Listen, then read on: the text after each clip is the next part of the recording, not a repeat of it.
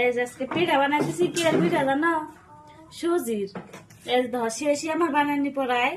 এর মধ্যে কি কি আছে জানো? সুজি, চেনি, আন্ডা, তারপরে আর একটা জানি কি আমল। এডি দিয়ে মিক্স করে সুন্দর করে আটার নাগাল করে ফার্স্ট একটা বানাবা এরকম করে।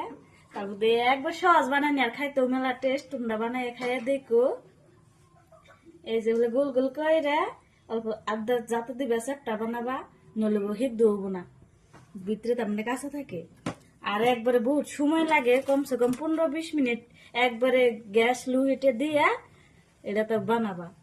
একবার মশমশা হবো, সাদা খাওয়ার জন্য বিস্কিট একবার কিছু টেস্ট।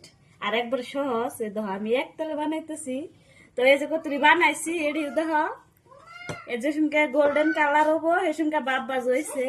তো একটা একটা ব্যাঙ্গেও দেখ পা হয়েছে না নাই চেক করে